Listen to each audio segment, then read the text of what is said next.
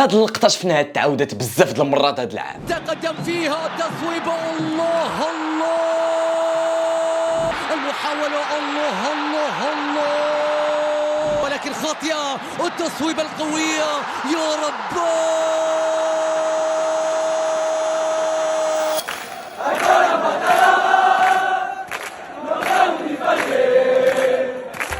اكفس عام عند الجماهير ديال ريال مدريد اللي ولات عندهم عقده من البارسا ولاو كيشوفوا انهم مستحيل يربحوهم. ودابا اسعد انسان في كوكب الارض هو الكائن البارساوي، حيت هذا العام بان ليا باللي البارسا ناويين انهم يجمعوا كاع الالقاب وانهم يخليو المنافس الاول ديالهم بموسم صفري. الشوعه عاوتاني شفناها في نهائي كاس الملك اللي كانوا فيه مفاجات وسيناريوهات حمقين. هذا النهائي اللي ما كانوش باغيين ريال مدريد انهم يلعبوه اصلا، وهذا الشيء بسبب الحكم اللي كان غادي يحكم. علاش ريال مدريد ما كانوش باغيين يلعبوا هذا الفينال؟ وشنو هو السر ديال البارسا حتى ولاو خارقين؟ واش هذه هي النهايه ديال الملكي؟ كمل الفيديو حتى الاخير، وبغيت نشكركم بزاف على الدعم ديالكم. قريب نوصلوا ل 100 كا في يوتيوب، وكيف العاده مشينا. قبل الماتش ديال نهائي كاس الملك ما بين ريال مدريد وبرشلونه وقع واحد البلان بين ريال مدريد والاتحاد الاسباني. قبل الفينال قناه ريال مدريد تي في دارت فيديو على الحكم اللي غادي يحكم هذا النهائي، ريكاردو دي بونغوس بينغويتشيا. وفي هذا الفيديو اللي دارت قناه ريال مدريد عرضوا الاخطاء اللي كان دار هذا الحكم في الماتشات قبل ضد ريال مدريد، وبداو كيقولوا ان الحكم ماشي محايد وكيظلم هذه الفرقه، يعني حكم كيميل لجهه البارسا. هذه الهجمه الاعلاميه الكبيره خلت الحكم يتاثر، حتى دار واحد الندوه صحفيه قبل الماتش وكيبكي فيها. Los valores.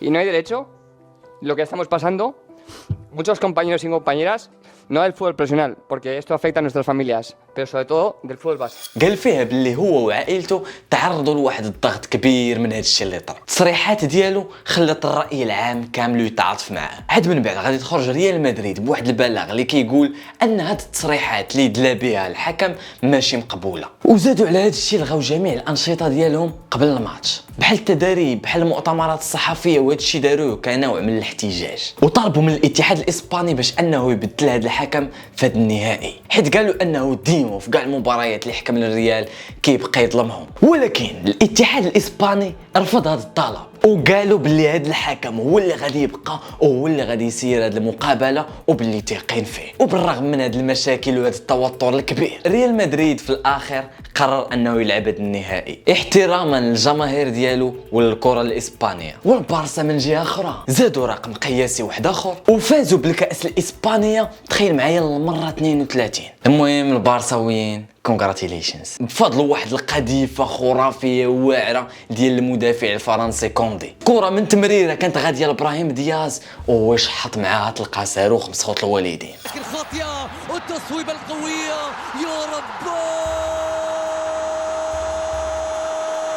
المهم بيني وبينكم وغير المغاربه شبان لكم في ابراهيم دياز. المهم كوندي ضربها بالجد في ركنيه بعيده على الحارس تيبو كورتوا، وهذا البيت ماركاه كوندي من حوالي 25 متر، وجا البيت في اللحظه اللي كان كلشي كيتسنى ركله الترجيح. الماتش تسالى ريال مدريد ما حملوش راسهم. انطونيو روديغير ولوكاس فاسكيز اللي كانوا خرجوا من الماتش خداو البطاقه الحمراء حيت كانوا كيعايروا في الحكام، وحتى جود بيلينغهام تا هو خدا بطاقه حمراء من بعد ما تسالى الماتش. المهم في الماتش بيدري هو اللي كان بدا وافتتح التسجيل في الدقيقه 28 بتسديده عالميه من برا المربع. تقدم فيها تصويبه، الله الله. في الشوط الاول البارسا داروا ما بغاو في ريال مدريد، ولكن في الشوط الثاني الريال بدا كيرجع في الماتش من بعد ما دخل مبابي اللي ما بداش الماتش حيت مازال ما رجعش 100%. الاصابه اللي كانت تضرب في الكاحل ديالو، ودخل في العوض ديالو رودريغو اللي ما بانش نهائيا. مبابي مع دخل دار البلباله وماركا واحد الكوفره في الدقيقه 70. وكيليان امبابي يتقدم، الله الله. ومن بعد 7 دقائق تشاوميني حتى هو زاد هدف للريال بضربه ركنيه بالراس. العرضيه والراسيه، الله الله.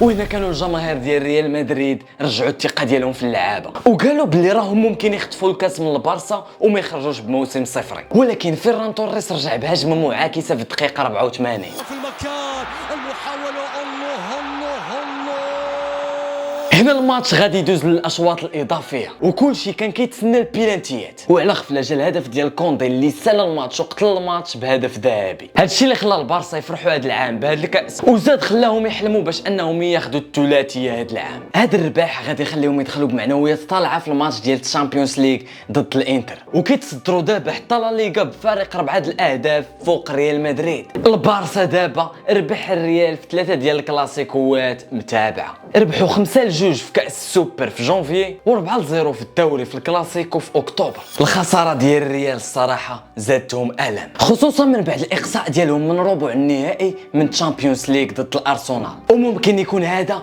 هو اخر فينال انشيلوتي مع الريال، حيت راه مازال باقي غادي يقرر في الصيف واش غادي يكمل معاهم ولا لا، واش يكمل مع ريال مدريد ولا يمشي يدرب البرازيل. ريال مدريد حاليا فريق محطم، الجماهير حاسين انه الزيرو لقب هذا الموسم، وكاملهم كيشوفوا باللي جا الوقت ديال المدرب انشيلوتي باش يهز حوايجه ويقول السلام عليكم للريال. من الاسباب اللي خلى المستوى ديال هذه الفرقه انه يتراجع، كثره الاصابات عند ريال مدريد ما خلاتوش واحد الفريق اللي يكون مزيان. الفريق تعرض لبزاف ولعده اصابات ديال لاعبين مهمين في الفريق، بحال جود بيلينغهام اللي كان كيعاني من الاصابه في الكتف، وهذه الاصابه اثرت ليه على الموسم ديالو كامل. وتخيل معايا بيلينغهام دابا باقي كيلعب بكتفو وهو معطوب وخصو يدير ليه عمليه وما بغاش حتى يسالي الموسم. حتى ادوارد كامافينغا حتى هو تعرض للاصابه في الفخذ في ابريل، وهنا فين غيخرج من الموسم كامل. ولعابه اخرين اللي غايبين كاع بحال كارفاخال ميليتاو. والجماهير كيشوفوا ان المشكل الكبير كاين في المدرب كارلو انشيلوتي اللي في كل مره كيحاول انه يبدل في الخطه، ولكن الفريق في كل مره ما كانش منظم دفاعيا وكان كيعاني من مشاكل حقيقيه في الهجوم، وحتى بعض اللاعبين اساسيين اللي ما كانوش في المستوى المطلوب بحال مودريتش اللي صافي بان عليه العياء ديال السن اللي هو فيه، والعمر راه ما كيرحمش واخا تكون روبو.